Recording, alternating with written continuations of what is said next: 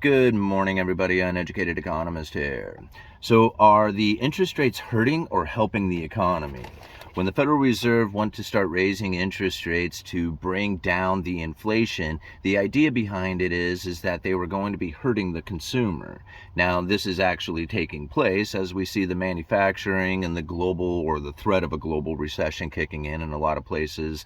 It already appears that the recession has started as far as many countries go, but as far as an entire global recession, it looks like that is pretty much imminent now, that the global growth is around 1.2%, and typically it would be around 2%. So we definitely have a slowdown when it comes to global growth. Now, when we think about what's happening here in the United States, the interest rates were supposed to hurt the consumer, right? This is what the Federal Reserve was looking for. It's what everybody anticipated. When the interest rates go up, everything was going to start crashing. But that's not what happens, right? That's not what's happening anyway. And it looks like the rising interest rates is somehow boosting the markets. I'm going to leave a couple of links down in the description that talk about these two particular instances in which that most people feel when the interest rates elevate, that this is going to slow the economy down, create the recession, housing goes down, stock market goes down, everything starts to deteriorate when it comes to the economy when the interest rates are elevated. And this is pretty much like what everybody is feeling out there when you think about the common narrative about lifting interest rates or interest rates rising. But then we look at what happened with the markets, and it tells a very much different story. Now, if we think about this, it really comes down to where the return on capital investment is. See, if you have a return on capital investment that is zero, it makes it very difficult to spend that money into the economy. So let me give you an example. This is something that I've used quite a few times for an example. Is imagine that you inherited $1 million in the early 80s, and you took that $1 million and you invested it with the U.S. government by buying 10-year treasuries. You would get a return of somewhere around $100,000 to $150,000 a year for your $1 million investment with U.S. treasuries or the 10-year treasury. Now, $100,000 in the early 80s or even 150 would have been like a lot of money. You could have bought houses and cars and go on vacation and just really had a lot of money to spend, especially in the early 80s. Well, we think about it today, and if you inherited $1 million and you invested that with the U.S. government and bought 10-year treasuries, you would get a return of somewhere around $40,000 to $50,000 a year. I mean, it's a lot of money, but I mean, $40,000 to $50,000 a year is not a lot of money in today's standards comparatively to what $150,000 was back in the early 80s. So the return on capital investment is still pretty low today than it was back in the early 80s. But the return on capital investment today is much better than it was just a few years ago when interest rates are at zero. Think about it. You invest $1 million with the U.S. government just a few years ago, and you might get a return of $10,000, right? There was almost no return on interest rates or for the yield on investing with U.S. treasuries at the time. So that wasn't a whole lot of money that you could get back in to spend back into the economy. Very different like what we are getting today. So now people are actually getting a return on their capital investment. Now, if you do think about this, it's not really a return on capital investment. It just appears to be because you have this 5% return.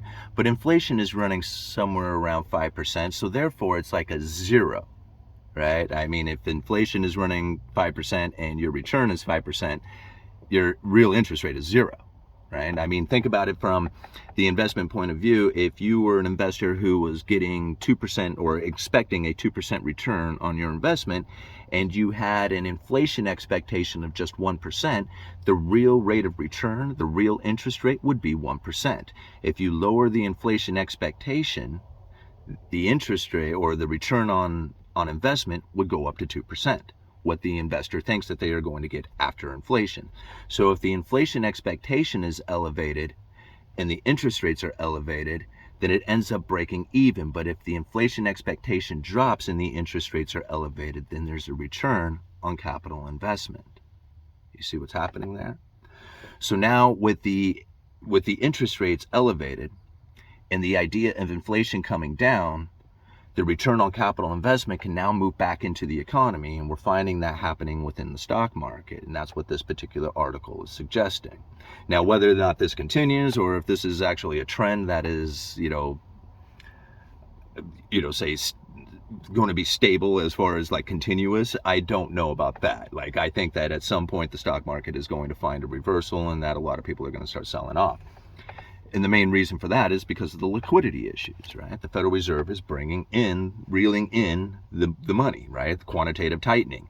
And that is taking place right now. And that liquidity issue that they are trying, or not necessarily trying to create, but is going to be created, because they really are trying to slow the economy down by getting people to stop spending as much money into the economy. Well, it's totally working around the world. Right? I mean, just take a look at the manufacturing base in China right now. 20% of the population between like 18 and 24 is unemployed, which is, basically saying that there's a whole lot of youth that are not doing anything, and that's kind of a dangerous position to be in. And then you look at things like what's going on in Mexico, right, with the Mexican peso, because a lot of people ask me about that one and ask me to explain what's going on there with the Mexican peso and how come, it's doing so well or so strong. A lot of people are asking me about this. Well, again, it has to do with where the interest rate levels are at. So the Mexican Fed, like the equivalent of the Fed funds rate in Mexico, is somewhere around like 11% or something, right? And the inflation rate is somewhere around 4 or 5. Okay, so now if you have an interest rate at 11% that you can get a yield on, and inflation's at 5%, your real return is somewhere around 5%. That's a pretty good deal. Now that gets people like, hey, the risk in Mexico is a little higher, but the return is way better. Right? So taking on that risk for the return that they get. There's also a lot of other reasons, like you got a lot of remittance coming back where people, are sending money back home to Mexico. There's a lot more of that taking place. There's reshoring, like there's a lot of manufacturing that is moving back to Mexico, but really it's the interest rate level and where they are at. Now you can get a return on your capital investment by getting into, the Mexican, into the Mexican peso, and get that real return where you couldn't really find it over in the United States, where it's almost a break even. So that's not going to last. It's only for the time being, and it's not like it's because of some great economic turn of events that is happening that's going to make this a permanent thing or a permanent feature of their economy. It's just a temporary situation right now, and eventually we will find a reversal in that. How far out, I don't know.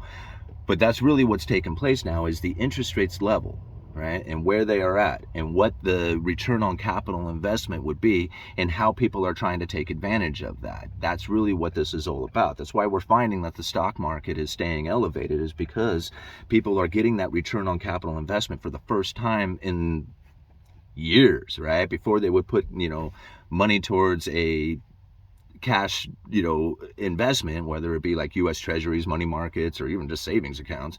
But like when you start going into these cash equivalent investments, they didn't have a whole lot of interest rate to them. But now the yields on these things are quite high. So as these, savers, people who are, trying to hold on to the cash for, whatever reason, looking for short-term returns, in a cash position, whether it be like, again, money markets or treasuries or something like that, they're finding that the return on that position is doing quite well. That's money they can spend back into the economy, and most likely they're moving it into the stock market, and that's the reason why you're seeing the stock market stay, what they term is boosting the stock market. I wouldn't necessarily call it a boost to the stock market, but it's preventing it from necessarily falling at a dramatic rate.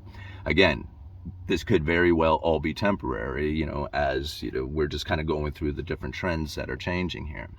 And now somebody else asked me, it was like, why did Janet Yellen go to China, right? And do the meetings over there. I personally look at this as a way to reestablish the narrative that they want to tell.